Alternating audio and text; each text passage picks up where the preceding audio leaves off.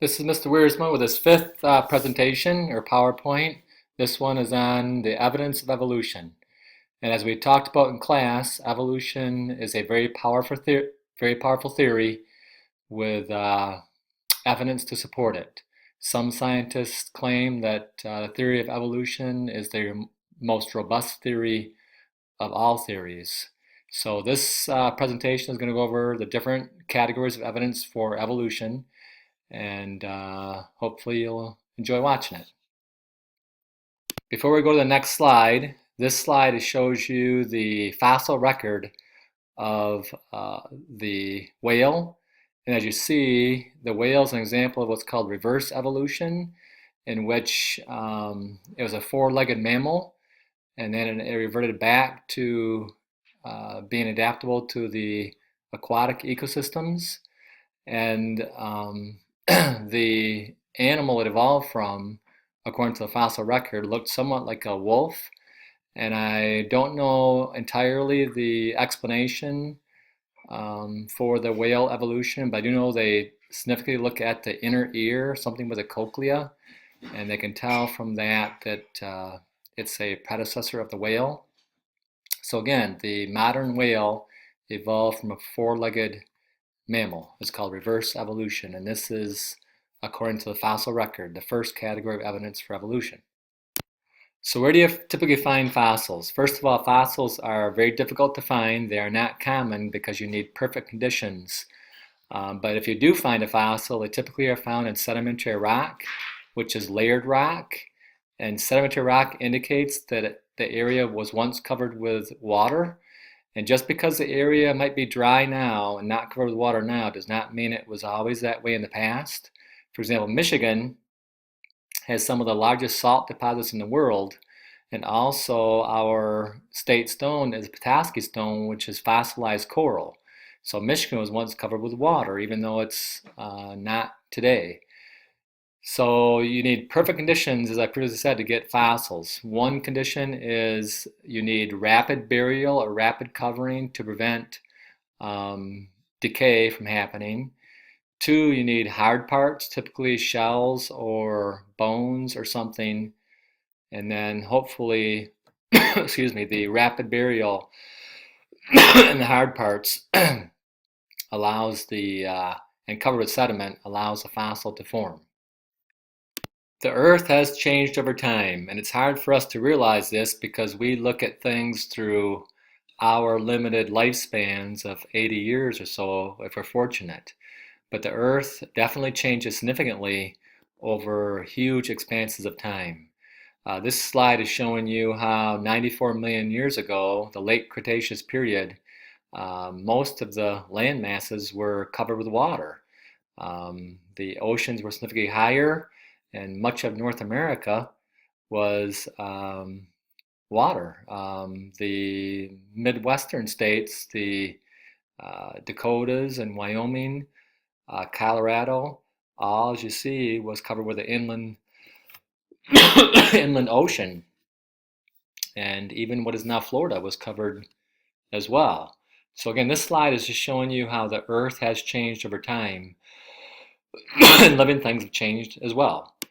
The second category of evidence supporting evolution is called vestigial organs. These are organs that are reduced in function or size. And in humans, the examples include wisdom teeth, your appendix, and your tailbone, among others. And these structures really are not necessary. The appendix, for example, does nothing.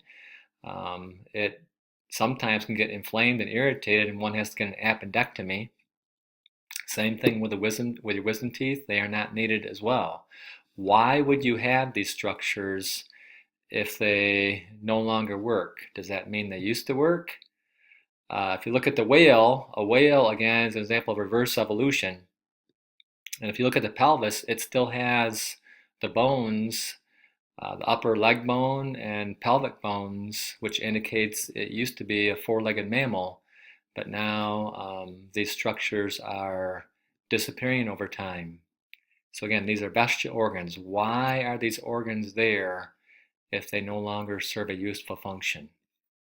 The third category of evidence supporting evolution are called homologous structures. These are structures that are very similar in different organisms. For example, if you look at the vertebrate forelimbs of a human, a lizard, a cat, and a whale, and a bat, and a frog, and a bird, you notice that the bones are remarkably similar. They have one bone similar to our humerus and our upper arm. They have two lower bones, the radius and ulna.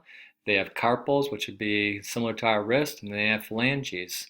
What's really noticeable is the bat wing and the human arm. Notice the bat wing has 5 phalanges, just like a human, and even one looks very similar to our thumb. Why would a bat have exactly the same bone structure as a human? Does it mean we had a common ancestor? The fourth category of evidence for evolution deals with the topic of embryology. Embryology is a study of embryos, which are the development of a fetus before birth. And this diagram compares a fish, a chicken, a pig, and a human. And one clearly notices at the beginning that all 4 vertebrates are remarkably similar because similar proteins are at work. The second set of pictures, one notices that the chicken, the pig, and the human are still similar, but the fish is beginning to differentiate. And one really doesn't see major differences until the last time of development, in which finally the human separates itself. But embryology is a sign that similar DNA segments or genes are at work,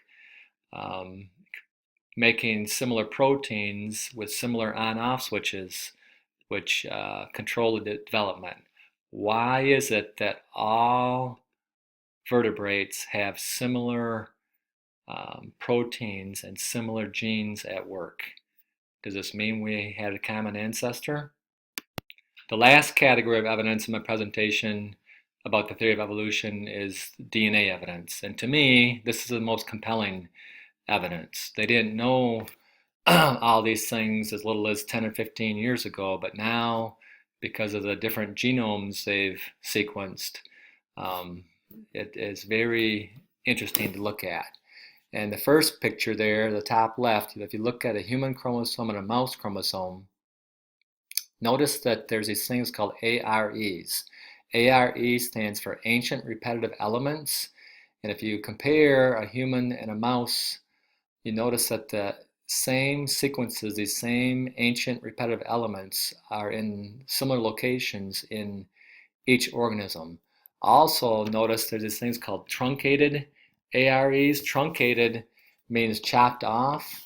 As we discussed in class, genes can duplicate and move around the genomes and jump, and sometimes when they insert themselves in other places they get chopped off. Well, we have similar truncated jumping genes at very similar locations. Why would this be? Why would we have these same genetic markers at very similar locations unless there was a common ancestor way back in time? The bottom left picture shows you a comparison of a chimpanzee chromosome and a human chromosome. Chimpanzees have an extra pair of chromosomes. They have a set 2A and a set 2B, where humans just have set 2. But if you notice, or if you look closely at the different chromosomes, the chimpanzee 2A and 2B, if you were to combine those on top of each other and look at the sequence, the ends, you would notice that in a human chromosome number 2, right in the middle, those same bases match up. So say on the left-hand picture there, the chimpanzee chromosome 2A and 2B. Say the bottom of 2A was ATC. Say the top of 2B was GGA. If you looked at chromosome number 2 in a human, those same 6 bases would be right in the middle of chromosome 2, which may indicate that for a human, 2A and 2B joined together into one chromosome, chromosome number 2. So again, these are the 5 categories of evidence for evolution. Hopefully you enjoyed this presentation. Celebrate finishing this video by eating one of Janet Wirth's chocolate chip cookies. Mmm, delicious.